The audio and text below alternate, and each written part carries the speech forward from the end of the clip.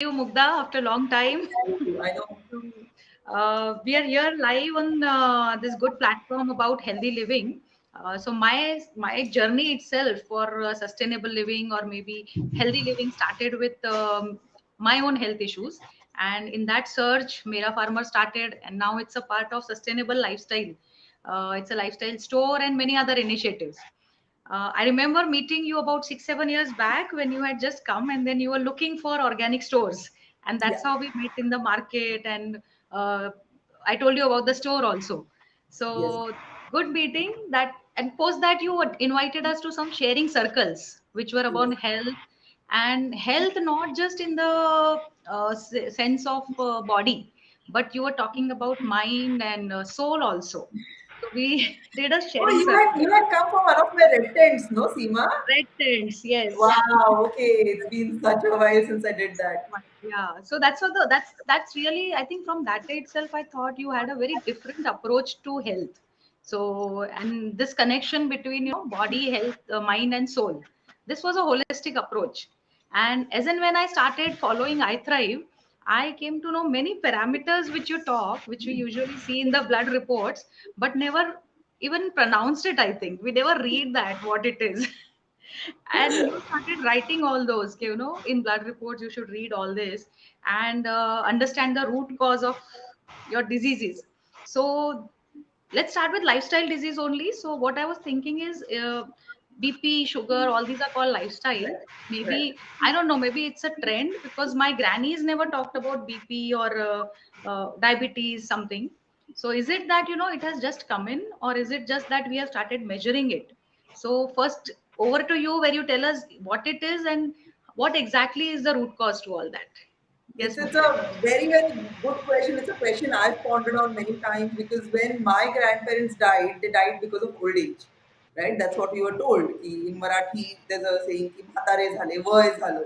Right? So, death due to aging was accepted. Death due to disease was treated very differently. Like, I remember from my grandparents' social network, if one of their friends died because of a heart attack, it was news this person got a heart attack and died, right? So, um, compared to my parents' generation, so my parents' generation, my aunts, my uncles, it started becoming very common for them to, be on medicines. Like my mom herself was on BP medicines, I think, from the time she was 50 or something. My dad has been on BP medicines. My aunts have been on diabetes medicines, right? So a lot of my family members from that generation already were on medicines that were given for lifestyle diseases, but that was in their 50s. Our generation, I'm seeing people being put on medicines like even in their late 20s. Sometimes the antidepressant, anti-anxiety meds come even as early as teenage. And beyond our generation, when I look at a kids' generation, I'm seeing them medicated for entirely different reasons, right?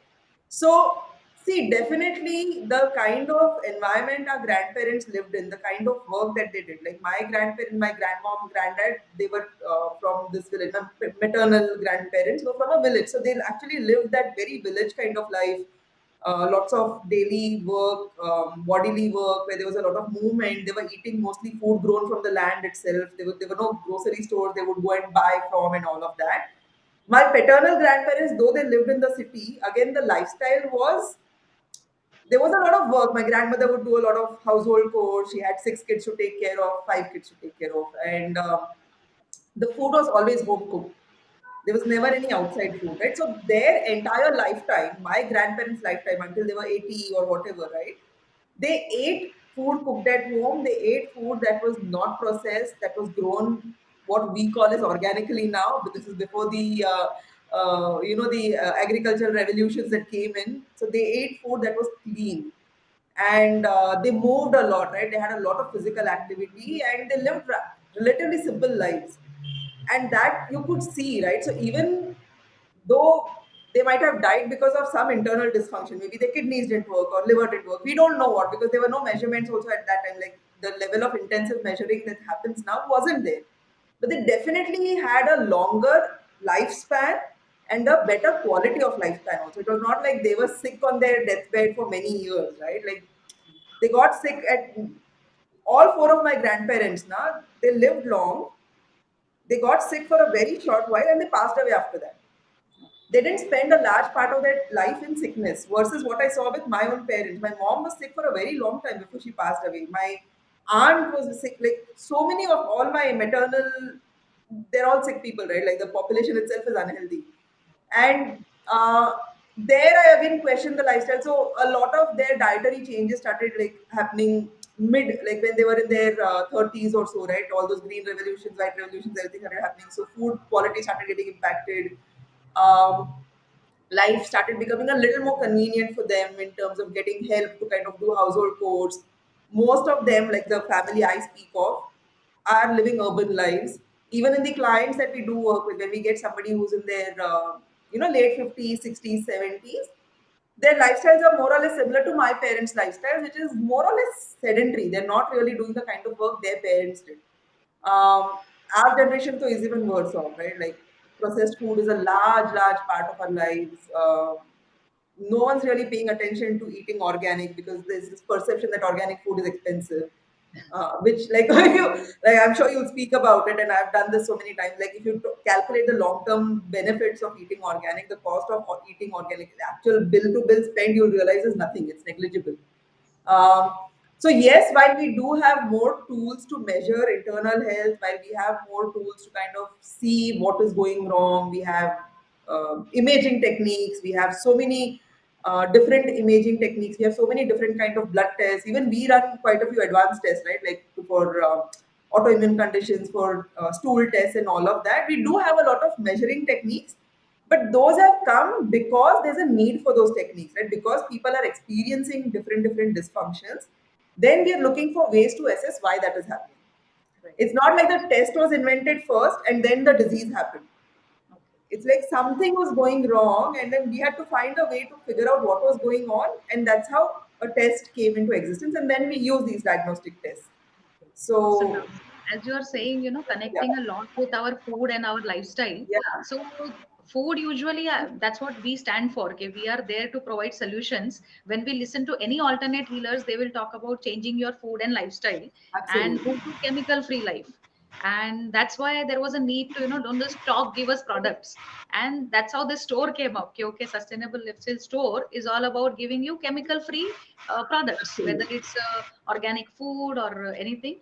And to maintain that trust level, we are connecting directly to the makers. So we don't have really big brands on the store. We have all, I think 90% of the products inside are made within Pune. So that is the I kind of thing. I remember. I think the first time I found you guys, you and like I was doing this entire nomad experiment. I was living in different cities. So I'd come to Pune for a couple of months, and I was like, when I come to Pune, I want to eat really clean, right? I don't want to eat this toxin sprayed things. And I looked up, and I think I found you in that cocoa community market, right? Yes, That was correct. 3 4 years ago, Yes, and yeah. then yeah, and I think I'd come to Pune in summer and then I got mangoes from you guys and then I was a fan for life, right? So, Yeah, yeah, so now the question comes, as you also pointed out, okay, it's not about the cost. In fact, we have managed to keep the cost also low because it's direct from farms. But the second question which comes these days is, we are talking about eating just the organic food, or there is this term called superfoods. So when you looked at anything, it's all immunity boosters, it's all superfoods. You talk about moringa, you talk about energy bars, quinoa, versus we have our own millets. So what's your take on that? I think any real, whole, unprocessed, clean food is the real superfood, right? You don't need to go hunt for exotic ingredients like goji berries and chia seeds. Again, going back to our grandparents' example, if you look at how they ate, like if I look at my family's eating pattern itself, right? Because they, like my grandparents really lived long lives. They had all their teeth intact. They didn't have hip injuries, and typically the signs of old age that diminished quality of life. They didn't have any of that. So I've always wondered what did they eat. They always ate very clean, direct from producer kind of food. Right. My grandparents did not have access to blueberries and goji berries and chia seeds and moringa powder, right?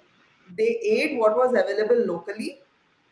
they bought their food directly from the producer. So if it was mutton, they would go to the butcher and buy mutton from the butcher. They didn't buy sausages that were processed by some factory and then put into a packet and sent to them. They Right. didn't buy chicken nuggets, or they didn't go and eat chicken nuggets at KFC or McDonald's. If they wanted to eat chicken, it was when Gauran chicken that would have been running around. My grandfather would have gotten it, butchered it, and eaten it. I'm giving you meat examples. But similarly with fruits or vegetables, it was like either grown in their own space or it was grown by somebody who was a neighbor, or like there was a barter kind of system, or they might have even paid for it. But So we're talking those were local the and real seasonal. superfoods. Local and seasonal food. That's what we Local talk. and seasonal, grown without toxins, because you could be eating a blueberry that has been sprayed with pesticides and chemicals and everything just so that it will last that entire journey from wherever it is grown in the western regions so that it will come here. Now if that blueberry has been sprayed with so many chemicals, I'm not denying that they're very high in antioxidants, but that Yeah. entire benefit of the antioxidant is completely outruled, mitigated by all the chemicals. So I would rather eat like a, just a regular orange here that I know is clean instead of eating some exotic fruit that I don't even have a guarantee that there are no toxins, right? Because see, in all the work we do with people's health, whatever lifestyle disease they come to us with, what we've commonly found as the root causes of diseases are deficiencies are definitely there. Like a lot of people, so we eat a lot of food, but the quality of food is not as good as our body needs, right? So the nutrients are not really the best. So there are deficiencies. Second reason why a lot of people's health goes for a toss is because of a toxin overload. And I've spoken about this enough number of times. These toxins coming in from the environment, not just food, but even your household products, even your personal care products, right? Like people who use these shampoos for like straight hair, conditioned hair, whatever. So many toxins For are the going matter, directly into your repainting scalp your and home. into your body. Even repainting your homes is a lot of chemicals. Everything that you do without thinking twice about it, like easily available options are usually quite toxic. Like honestly, that's what I tell even our clients, that if it's easily available in a store that's not designed kind of with a conscious effort, like the sustainable living store, Mera Farmer, both are, there's a lot of conscious thought, right? You just go to a regular grocery store, you buy your shampoo, your toothpaste, your whatever Harpic and bleach and everything. Every single one of those products is contributing one toxin after the other, and so many people's health goes for a toss because of that. Third reason is, of course, infections and all of that. You could have a viral, bacterial, fungal overload that could cause health problems. Um, then you could be eating inflammatory foods, right? Like these processed food, sugar-rich food, seed oils. So it's really like a lot of people think disease is genetic. It's not. Your genes are just like a loaded gun. Ki chalo, this information is there, disease information is there, health information is there. Right. Depending on what you're doing with your lifestyle choices, that gun ka trigger gets pulled, right? So the disease won't strike unless you make these choices that are going to create disease. Right. Genes are neutral otherwise. They won't simply go and create disease in your body. Yeah, so very good point about, because most of these diseases people actually put on, genes mein hai. My mom, dad has diabetes, so it will Yeah. come. So here, if we can actually take a case kind of thing, suppose if a diabetic comes, so usually they are told about not eating sugar and keeping your insulin in check. But when I was going through iThrive, I found something called insulin sensitivity, which you Yeah. actually look for. I have not heard many people talk about this factor. So if you can take example of, say, this disease, which is wide everywhere, diabetes, and then what is it that you will tell which is different from what all others are looking at? So unfortunately, a lot of diabetologists don't look for this. Like we've had people who come to us with like long-standing diabetes, and then when we ask them what were your insulin levels, they don't even know because the doctors have never asked them to test for it. See, the thing about diabetes, type 2 diabetes especially, which is the most common diabetes that most people have, entirely lifestyle driven. Diabetes is just a label given to the fact that your blood sugar levels are above a certain level. When somebody says I have diabetes, what does it mean? They went to a lab, they got their blood sugar levels checked, and the levels were above whatever 200, 300, above 150. And doctor says, Acha, you have diabetes, take a metformin or a glycomed to suppress the blood sugar levels. The question no one asks is, why are my blood sugar levels high? So that's the question we ask. And the answer to that is your body actually using insulin appropriately? Because insulin is the hormone that carries that sugar inside a cell. So if that hormone is not carrying sugar inside the cell, that sugar is going to be floating around in your bloodstream, which is what your lab test is measuring. So then it is like, why is this hormone not working well, right? Why can't it hold on to the sugar and take it in? So is the cell becoming resistant to the insulin? Or is not in, like, is your body not producing enough insulin, which can happen because of deficiencies also, like chromium. Even protein deficiency can cause low insulin production, because insulin is a peptide in the end. It's made of protein itself. So asking that important question, right? Like, why is insulin not pushing the sugar into your cell, is what we do. And then we work on improving that insulin sensitivity. Okay, if your cell is insulin resistant, let's cut out seed oils, let's do everything possible, let's bring down the inflammation that's there around the cell. So it'll open up, right? It'll open up, insulin will go in, sugar will go in, you'll be rid of diabetes. If your body is not producing enough insulin, let's find out why that's happening, what's happening in your pancreas. Let's give the pancreas all the food it needs to produce insulin. So it's very nuanced. It's not like one answer is going to fit, but really the question is, why is this happening? So with so many of the diabetic cases that have come to us, we've seen that it's primarily driven by insulin resistance, not even a lack of insulin. The pancreas is producing insulin also. It's just that the cell is not opening. It's like, the door that is going to open with the key, that door is not opening, right? Because the key is not fitting. Something is gone. Grease has gone into the lock and it's gumming it up.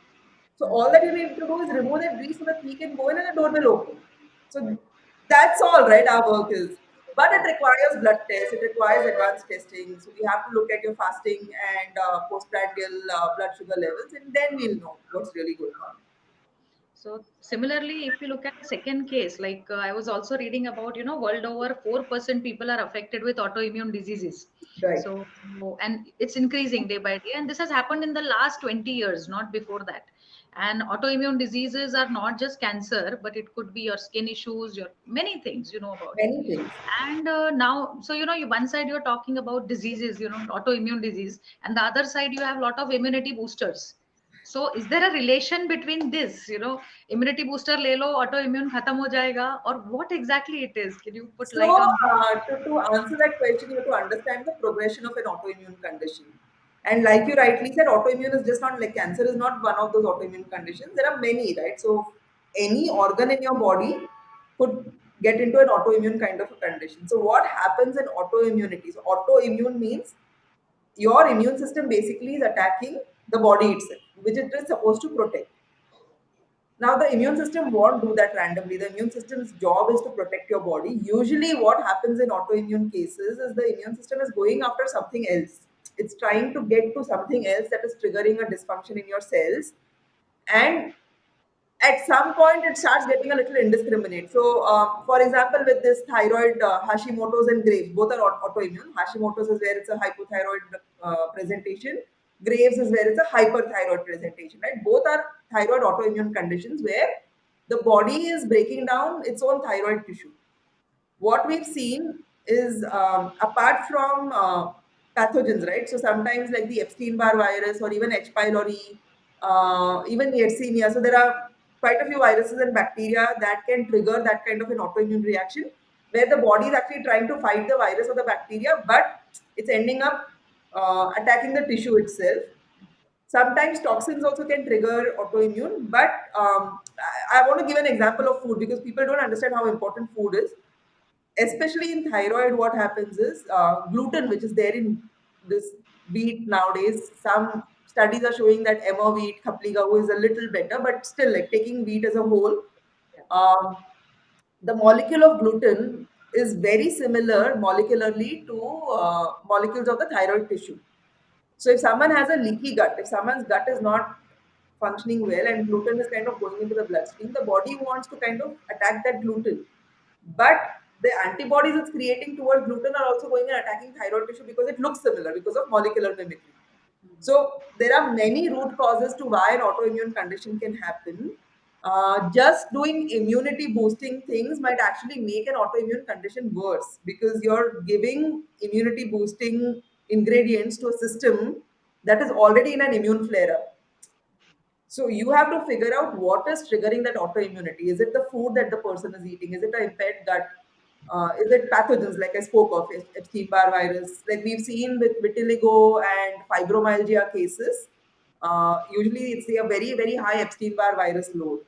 Um, some toxins also can trigger autoimmunity because, like, these toxins start creating what is known as reactive oxygen species. So I end up going a little geeky, but it starts creating these things. And the body, in an attempt to mitigate that, might start attacking itself, right? So that is one. And uh, vaccines are also known to do this.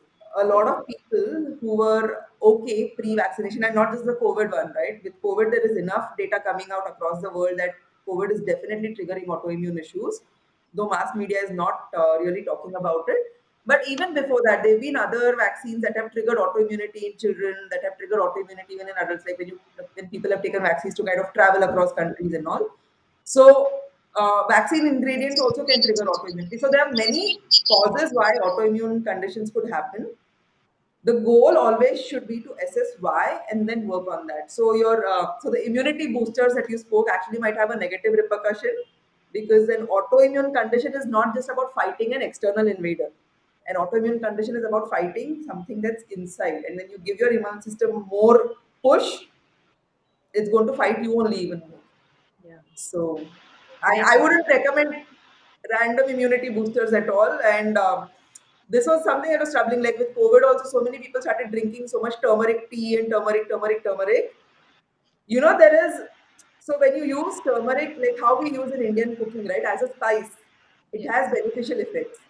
When you do curcumin capsules, when you do curcumin pills, and when you're doing like too much turmeric, actually it can block the detoxification pathways in your liver, and it can create different problems. Like there was one case where there was extreme cirrhosis of the liver because the woman took a lot of curcumin tablets. So see, it's medicine.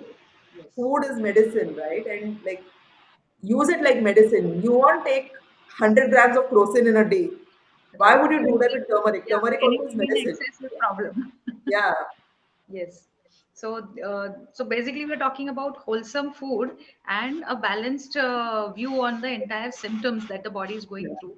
I also know that you have started an academy. So, Yes. not just, aiding people to look at their own symptoms, you are actually wanting them to join your courses and understand their own body on their own. So doing all the root analysis on their own, understanding their own blood reports, and these are very short courses. So there's a Thrive Academy which is started. So So, I think that's a very good measure because you are putting, the guns in the hands of people. Okay, now you load it and you only run it. so I tell you what, right? Our vision is to really create healthier, happier, lifestyle disease-free communities across the world every single day. That's the vision, right? Like we want to create communities of people who are healthy, because you the minute your disease goes away, your dysfunction, and I know this from my own personal experience, right? When I healed, when my body stopped becoming a problem for me, my mind was open to start doing really good things, which includes creating something as beautiful as iThrive, right?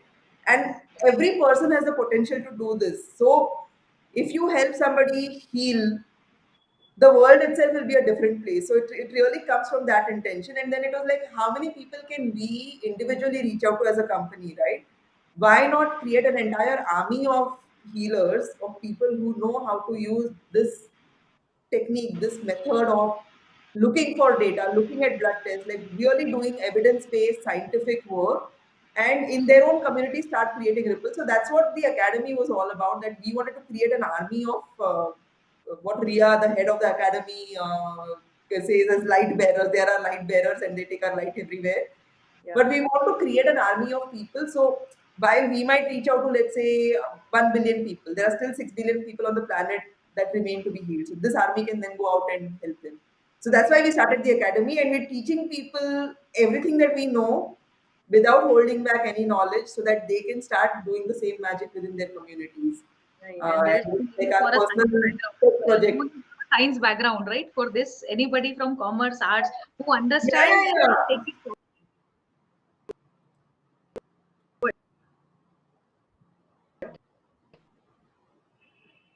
I think there's an internet glitch. So That basically, yeah, highlighting what you were saying. Actually, the first couple of batches we were very elitist. We were like, no, we'll only teach doctors and we'll only teach other nutritionists and medical practitioners. But then we started seeing that people from our own community, our own tribe wanted to learn this. And we just started like opening up the academy for anyone who wanted to learn that's functional medicine.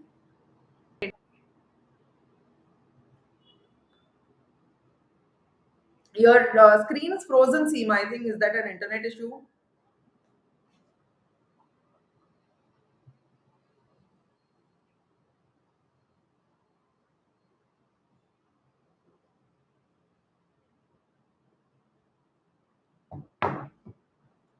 Okay. I think Seema's out because of internet. So while we wait for her to come back, which should hopefully be soon, those of you who want to know more about the academy, in case you really want to learn how to do this, right? Like to be able to assess what is the root cause of someone's disease, and then to have all the tools and the knowledge to kind of treat that disease also, you can head over to our website, which is iThrive/academy.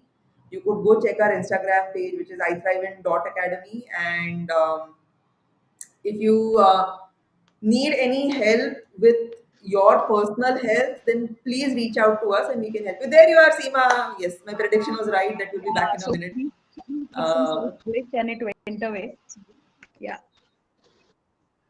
no worries. Okay. So, Sheetal, answering your question, you were affected by COVID, and yeah, please, Sheetal, like, take a consult. We can definitely help you out. We work with a lot of post-COVID cases because COVID was quite intense for a lot of people. And let's just figure out what's going on, and we can help you out for sure. I was talking to this lady Sheetal who kind of commented. But do you have any other questions, Seema? Uh, I was just looking at, one more, if we can take one more case of BP, like we took of sugar. Right. So sugar has a very clear mark of diabetes, measuring sugar or measuring insulin. So what Right. do you do with BP? Because you just have a number. Mm. That is one more most common lifestyle problem that we Yeah. have. So what we found with high BP or hypertension, typically in the root causes we've looked at, usually the liver is messed up or the kidney is messed up. So sometimes even something as simple as dehydration can cause BP to go up. Like we've actually seen, like just increasing the water intake helps somebody's BP kind of come back into normal ranges.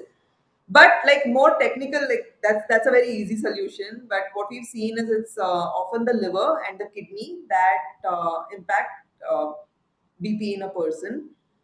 If there is inflammation, right? Like, so this is not liver and kidney, but generic inflammation that's again coming from some kind of an infection or a lot of toxic overload at a cellular level, right? So, over a lifetime of whatever oxidative stress, toxin overload has happened at a cellular level, that can increase the arterial load and arterial pressure, and even that can cause BP to go up. So diabetes, there's a very clear marker, that insulin, like you rightly said. For BP, we have to look at the entire panel and figure out what's going on. Sometimes even the electrolyte, so your sodium, chloride, potassium, if those levels are not going well, even that can cause your blood pressure fluctuations. Sometimes if your adrenals, so these are two glands that are above your kidney, they kind of are the ones that help with our stress response. Could be any kind of stress. It could be mental stress, emotional stress. It could be any kind of stress. These are the ones that help with the stress response. So if the adrenals are not functioning well, right? If the adrenal hormones are out of range, even that can cause low BP, because the aldosterone then impacts how much water is excreted from the body and all of that. So that can also trigger BP issues. So with BP, it's a little like you have to look at many markers together, but almost in every single case, we've taken people off BP medications, right? Um, and that is what lifestyle and food can do for someone, because BP is entirely a lifestyle driven disease, entirely, unless someone has like a heart issue where the heart itself is either enlarged or because of a stroke or something, some ventricle is not working well. So the pumping itself is impacted, and that's impacting the BP. If the heart is not involved, if it's any other organ dysfunction, we've been able to completely take people off BP medications. Mm-hmm. Yeah. So then there's one more thing which we always talk about, like you said about gluten. Hmm. So now, if you want to move away from gluten, then the first thing that comes is millets. So that is Absolutely. again one more big thing. These days millets are called, Modi ji is talking about millets here and all. So how exactly is the power of millets, or how is it to be taken, and in what ratios and all? Is there something to be known which people don't really know, and it's just a fad? So if you want to move it out No, from that. I don't think it's a fad. I think millets were like the original grains that were there on our land also. The wheat came after British came. We didn't have wheat as an indigenous grain, right? If you look at most of Maharashtra, if you look down south, it was mostly rice. Rice was the primary grain that was consumed. And then, like, there was little ragi, which is also known as nachni, and then some amount of jowar and bajra, and all, which were there. And then every little region had their own local, like this barnyard millets and all of that were local millets, right? They were not as proliferative as the uh, like jowar, bajri, and rice. These have been on our land much longer than wheat has been, and these, in fact, cause lesser damage. They definitely do not cause the same damage that gluten does. They are much safer to eat. Sometimes when someone's gut health is really bad, like the gut lining is completely eroded and all that, that time even millets can cause a little degree of irritation to the gut because they're very high in fiber. Sometimes they have these phytates and all of, like, some anti-nutrients that can cause. So if possible, sometimes we ask people to sprout their grains. White rice is absolutely okay. White rice is the least difficult to digest for most people. But if people want to eat other millets, right, especially the bigger ones like jwari, bajri, and all, then we ask them to sprout these and then grind them into a flour because that takes away all the anti nutrients. Still, millets are much better than wheat any day because I've seen it too often, right? Like, I personally really like a good piece of sourdough bread. Like, I had reached out to Tanya also asking if they're still making sourdough. So I really like sourdough bread, but it hurts my gut, right? Like, I eat it and then I don't feel so good. So wheat is something that's definitely not working for human health. I don't know how it worked for our grandparents. Like, a lot of people tell me, even my dad tells me, right? कि but हम लोगों ने बचपन में wheat ही खाया था. Mm-hmm. Maybe it was different wheat. Maybe it is not as heavily pesticide, Yeah, maybe GMO no GMO mutated. wheat, wheat, hybrid wheats and not GMO wheats, all those kind of things. We now have lot of native variety of wheat. There's Yeah. one Paigambar wheat, Jondada Gehu, and lot Okay. of these kind of things are coming in. So native varieties are available. Maybe that's what our grannies had. Maybe that's what they did, or maybe because of so many changes in the environment, our bodies have become even more sensitive to things that don't work for us, right?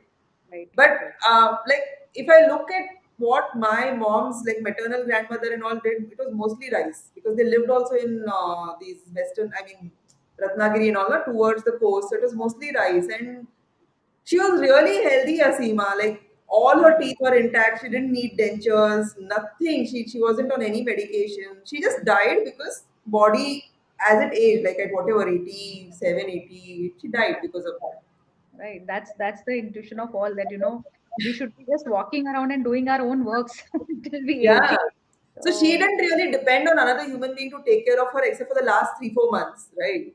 mm, Versus how we see so many people now. Like, I just feel sad that like, human body is a gift. It's such an intelligent bio machine. Also is the wrong word for it, right? Like, it's like a suit. It's really like a suit that you get, like, Iron Man and all of these Avenger shows that people watch. It yes, literally, it's got that level of intelligence. right, But because we keep putting in all of these things that interfere with that intelligence, and we don't know how to communicate, right? That's where I do so much around the mind, body, and the soul work. Because your mind, if it starts learning how to communicate with the body, right, half your issues will be gone, right? So of course there's this conscious effort of eating clean food, like eating food like what you guys kind of produce directly from farmers and bring to us. Making sure you're not putting any toxins like what is available at the sustainable store, like household cleaners and all of that. But beyond that, if you learn to communicate with your body's intelligence, it can do amazing magic, like incredible stuff, right? We've heard these stories of people healing each other. We see this in movies. We've Yeah. heard stories of these sages and rishi munis and all. Na, ek aise haath karke aise kuch kiya, and it's possible. It's a human body. It's the most magical thing on this planet, but we've forgotten how to access that intelligence. Right, right. So when you say you can heal yourself, it actually happens. And all things about those manifestation and ask the universe, which is going on, and it is working. I think people It does, only if yeah. you start doing that, then you actually get such people in your life, like we get Mugdha today on this session, that who's revalidating that yes, you have to talk to your bodies, listen to your body, and then take the right steps, look at the root causes. So extremely inspiring session. It Thank cleared a you. lot of doubts that we had, what exactly should we look in and how should we go about it. So for detailed analysis, definitely who's looking at this session will connect with iThrive. And for products and services, sustainable lifestyle is You always guys there. are right. Yeah. So thanks a lot, Super. Mugdha. Do we have Thank you questions? for inviting me. It's been so long since you and I actually spoke. Yes. Thank you so much. Right. And yeah, I'm waiting for mango season again. Yeah. I True. remember even the dragon fruits. I think that was last year or the year before last. You guys had gotten dragon fruits from some remote location in Maharashtra, and they were like the best I had eaten in a very, very long time. Great, great. So the Yes. thing is, people.